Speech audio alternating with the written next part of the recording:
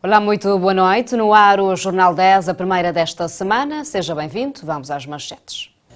Que a ACV não tinha futuro, disse José Gonçalves, Ministro da Economia e Emprego. Cabo Verde perde muito dinheiro devido à pesca ilegal, avança a guarda costeira. Governo autoriza a antecipação da produção de aguardente de cana-de-açúcar. Aumenta a possibilidade de guerra com a Coreia do Norte, diz assessor nacional da segurança do EUA. CDAO ameaça sanções a Guiné-Bissau. Retomada a contagem dos votos nas Honduras em clima de grande tensão.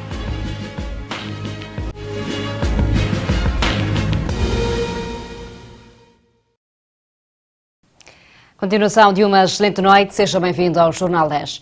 Faça uma informação posta a circular nas redes sociais dizendo que os doentes evacuados de Pensão Madeira vão ser despejados a partir do dia 15 de dezembro e que a Embaixada de Cabo Verde os abandonou à sua sorte. O Consulado de Cabo Verde em Portugal vai o dizer através de um comunicado que a referida notícia não corresponde à realidade dos fatos. Num comunicado, a Embaixada de Cabo Verde em Portugal veio repudiar a forma como o nome da instituição vem sendo tratado nas redes sociais. O Consulado cabo-verdiano em Portugal avança que tudo não passou de um equívoco porque nunca houve nenhuma medida das autoridades até a presente data determinando o encerramento da Pensão Madeira. A administração da pensão comunicou à Embaixada que pretendia reformar o prédio na sequência de uma vistoria e por isso pedia que os 27 doentes e 11 acompanhantes encontrassem outras alternativas de alojamento até o dia 15 de dezembro. A Casa Diplomática Cabo-Verdiana em Portugal acrescenta ainda que alegou que não era sua opção manter os doentes nas pensões como Pensão Madeira, mas que não tinham outras alternativas, mesmo com essa moradia sem condições de receber os doentes, pois que não podia pagar pensões diárias de 25, 30 ou 35 euros para 400 pessoas e subsidiar a alimentação e os medicamentos. Cabo Verde é o único país dos PALOP que paga passagens, financia os medicamentos a 100% e atribui uma subvenção mensal. Cabo Verde despende com os doentes em Portugal uma quantia superior a 5 milhões de euros anuais. Para finalizar, refere a nota que o que não é sério é acusar a Embaixada de nada fazer, como se os seus funcionários fossem seres insensíveis, procurando causar sofrimento aos doentes. O Ministro da Economia e Emprego, José Gonçalves, avançou que a TACV não tinha futuro e que teimosamente insistiu-se muito que a privatização chegasse porque teriam a resposta definitiva até ao final de fevereiro. José Gonçalves assegura que para 2021 a maior companhia de bandeira nacional TACV prevê a compra de 11 Boeings e gerar mais postos de trabalho. A Comissão Especializada das Finanças e Orçamento questionou o porquê da saída dos TACV do mercado doméstico. O ministro José Gonçalves alegou que o TACV estava prestes a fechar as portas com elevado valor de endividamento. A Comissão ainda atacou o ministro da Economia, quem propôs a saída, o governo ou a administração dos TACV, ou mero feeling político. José Gonçalves explica assim. Esses parceiros, desde 2002, que este ficou deserto em termos de privatização, já chegaram a um ponto que nós, infelizmente, fomos nós que apanhamos pela tabela de cansaço de tanto esperar sem solução. Então disseram, olha, o ajuda orçamentária está condicionada à solução da TACV. Ou vocês resolvem de vez, uma alternativa de vez podia ser liquidar, esta era uma em cima da mesa, e há muitos especialistas que nos aconselharam que era para liquidar a empresa. Este governo entendeu, não vamos liquidar a empresa. Vamos procurar outra solução. E que, precisamente, solução, aquilo que, se calhar, muitas das duas soluções encontradas não eram previsíveis nestes moldes. É precisamente que houve aquele período que nós dissemos de uma negociação sigilosa para permitir as negociações sensíveis. Questionar se a Binter deixasse o mercado doméstico, qual seria a situação do país, Gonçalves assegura que Cabo Verde nunca ficará sem transportes aéreos. O maior ganho do país, segundo o ministro, seria a implementação do hub na Ilha do Sal. As pessoas andam de avião, não é? Hoje, felizmente, temos várias companhias que operam aqui no aeroporto da Praia e haverá mais companhias ainda a operar, não é? Para os vários destinos onde há volume. Portanto, não tem que obrigatoriamente só viajar na Cabo Verde Airlines. Há outras alternativas, mas nós estamos a criar também condições para permitir que é sempre um motivo de orgulho. Eu tenho muito prazer em dizer que eu viajo na nossa companhia da bandeira. Portanto, tem a ver com a questão do mercado. O hub é um negócio de grande envergadura, um negócio que nunca antes foi perspectivado nesta dimensão e que só pode funcionar nesta base. Porque a alternativa é fazer aquilo que fizemos antes, que deu por um Boeing e meio. E pouco mais do que isso, porque à época alta a gente alugava um outro Boeing. Porque não é esse o negócio que é um negócio sustentável. O negócio que estamos a criar é um negócio com, numa perspectiva daqui a dois anos e meio, 11 Boeings, para ter muito mais gente a trabalhar, muito mais emprego, muito mais riqueza, e Cabo Verde servir não só Cabo Verde, mas servir a região. E nenhum passageiro em Cabo Verde vai ficar prejudicado porque o hub está no salto. Porque haverá sempre alternativas e em condições de concorrência. Não, eu não posso precisar, porque são questões da empresa, essa implementação, mas a partir de janeiro, como sabemos, é que vão começar já a entrar, a começar o hub, a partir de janeiro. Não é? E o hub tem uma evolução que, segundo, portanto, disponibilidade inclusive de aparelhos, não é, para a entrada. Não é? Servir não só Cabo Verde, mas servir a região. E nenhum passageiro em Cabo Verde vai ficar prejudicado porque o hub está no salto. Porque haverá sempre alternativas e em condições de concorrência. Cabo Verde Airlines está a abrir portas para novas parcerias com países da região da subsaariana, também como Senegal, Costa do Marfim, Lagos, quiçá Ruanda, entre outros renomes do comércio e transporte aéreo. José Gonçalves assegura que as ilhas de Santiago e São Vicente, Boa Vista, ainda não estão preparadas para receber o hub devido à sua fraca dimensão. O governo não vai descurar o mercado interno da diáspora, estando à procura de soluções, afirmando que o novo modelo de negócio aéreo vai permitir a entrada de outras companhias que servirão cabo-verdianos. Das últimas informações, a título de destaque, só na linha de Lisboa está-se a perder um mercado de quase 20 milhões de euros que a TACV tinha e agora será entregue à TAP. Por isso, se denota que a política do hub está certa e correta. A Comissão Especializada das Finanças e Orçamento questionou o porquê da retirada dos TACV do mercado doméstico. José Gonçalves avança que a TACV estava prestes a fechar a porta e, caso contrário, teria de pagar cerca de 60 milhões de euros de endividamento, e isso não aconteceu graças ao governo e que a Binter e a Icelandair foram a salvação do país. José Gonçalves, ministro da Economia e Emprego, começou por avançar que não há contrato de gestão com a Binter, mas são um memorando de entendimento.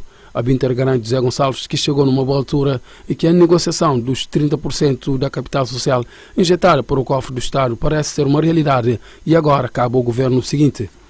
O que o Estado, portanto, o governo acordou com a Binter, por via que é ainda intenção, porque não há nenhum contrato assinado, para ficar claro, há memorando de intenção, de boa intenção e boa fé a trabalhar juntos. É no sentido de 30% já está acordado, o Estado, e o Estado tem uma opção, até fim de junho do ano 2018, a adquirir os 19%. É uma opção. Se o Estado, por aquela razão, não adquirir esses 19%, o que a Binter está disposta, portanto, é disponibilizar até 49%, os 30 mais os 19, para o capital nacional, quer público, quer privado. Mas o Estado pode não se interessar em adquirir esses 19%. O nosso Estado não tem apetite para ser operador económico. E nós, o Estado, cria condições para a operação económica. Fomentamos, criamos política, criamos regulação, criamos fiscalização para permitir o privado. Portanto, esse Estado não quer ver o privado. Queremos ver as soluções privadas sustentáveis sem recuperar. Caso o governo de Cabo Verde alcance os 49%, terá lugar a um lugar na administração da empresa privada Binter. A comissão especializada questiona o porquê da saída dos TACV do mercado doméstico. Ultrapassada pela Binter, José Gonçalves revelou falência na Companhia Bandeira Nacional.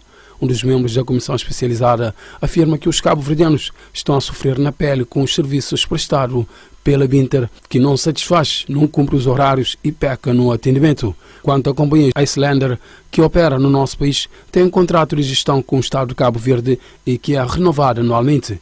fala em parceria regional no continente e quanto à questão de indemnizações dos funcionários da TACV, José Gonçalves avança que está num passo acelerado. No que toca ao Boeing, que se encontra estagnado há algum tempo, deve-se pelo fato do material preciso não ter referência no país.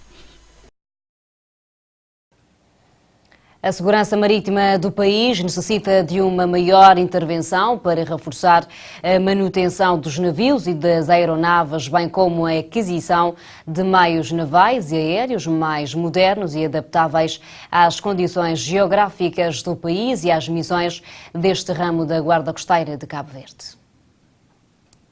A maior dificuldade que a Guarda Costeira enfrenta atualmente é a questão da manutenção dos meios utilizados nas atividades desta organização, nomeadamente na busca e salvamento de pessoas.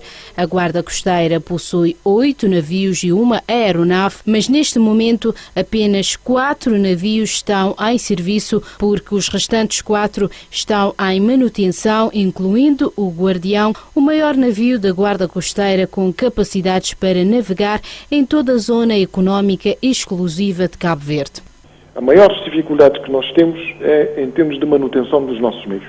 Isso é que é a maior de todas, portanto, da maior parte das nossas grandes dificuldades. Portanto,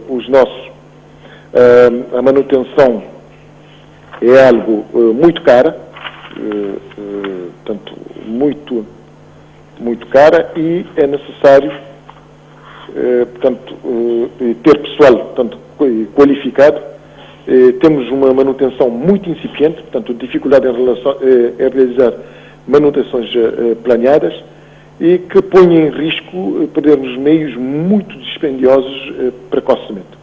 Uma outra dificuldade tem a ver com a falta de meios adequados às condições geográficas do país. Um problema grande que nós temos meios navais aéreos são exíguos, ou seja, inapropriados para os mares de Cabo Verde. Ou seja, temos 9 meios, mas 8 deles não têm, ou 7 deles, desculpa, não têm capacidade de navegar na nossa zona económica exclusiva. Ou seja, são meios costeiros ou meios, portanto, de porto. Esta organização atua também juntamente com a Polícia Judiciária no combate à marginalidade e à criminalidade no mar. Um dos problemas que passa pelo mar de Cabo Verde tem a ver com o tráfico de drogas e a tendência é aumentar, disse o comandante. Esse tipo de ilícitos nunca ameniza. Está sempre, portanto, a tendência é sempre de aumentar. Mas, pelo menos, portanto, este ano, a Polícia Judiciária prendeu uma grande quantidade de cocaína via marítima, que foi traficado via marítima. Pensamos que não há indicações que este tipo de atividade está a amenizar, portanto, está a descer temos mais informações que está a aumentar cada vez mais. A Guarda Costeira, parte integrante das Forças Armadas de Cabo Verde, está organizada com uma esquadrilha naval e outra aérea.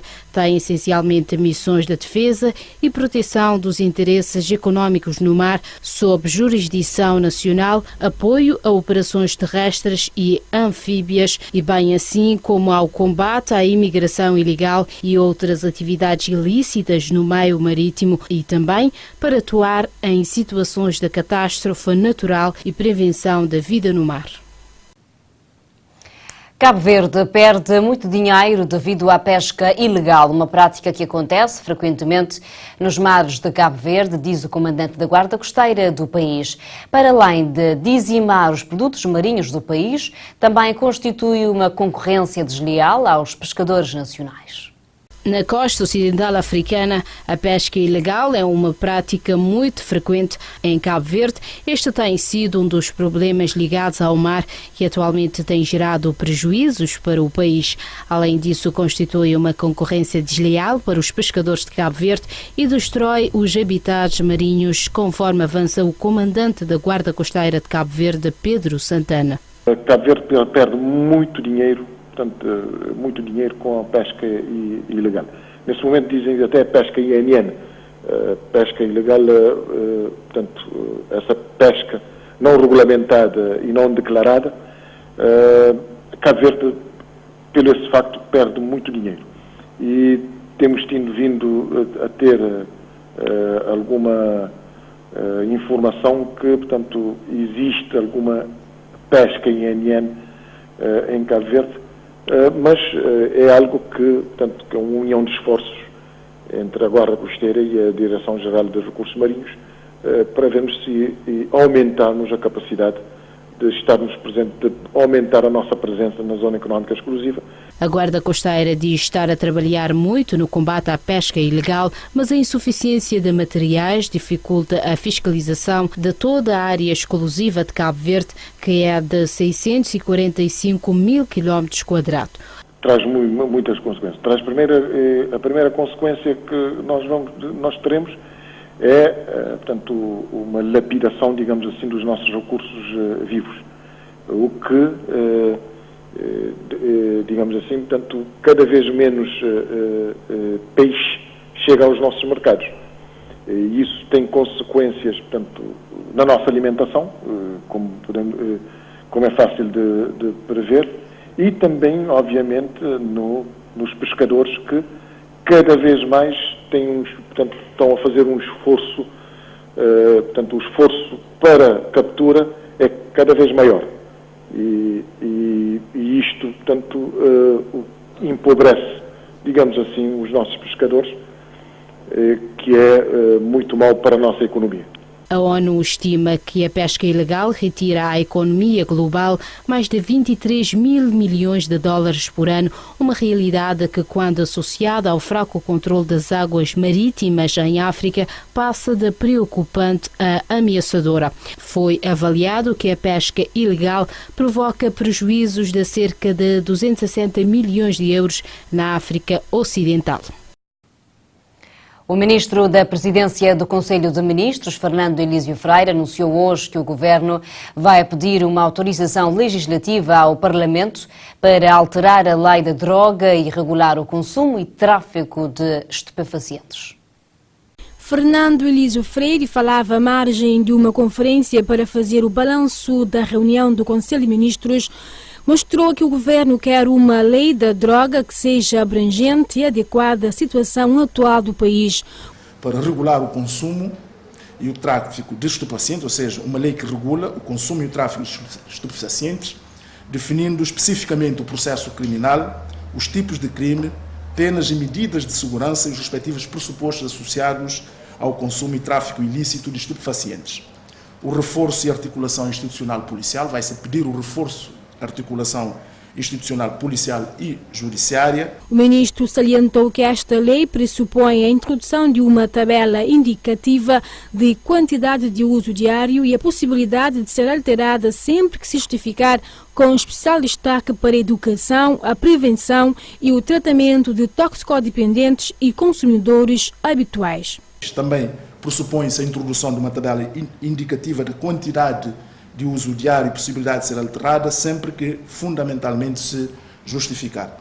Pretende-se também dar especial destaque para a educação, prevenção e tratamento de toxicodependentes e consumidores habituais, incluindo o tratamento espontâneo, o atendimento e tratamento de consumidores, a suspensão da pena e obrigação de tratamento, a suspensão com regime de provas, regras para toxicodependentes em prisão preventiva.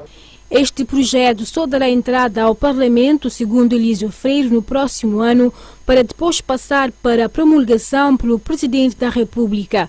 A reunião do Conselho de Ministros também aprovou os projetos de proposta de lei que procede à primeira alteração à Lei de 30 de agosto, que aprova a Lei de Polícia Criminal e a Lei de Investigação Criminal. O Governo também fez uma alteração à Lei número 30/2008, 30/7/2008, de 21 de julho, que aprova a Lei de Investigação Criminal.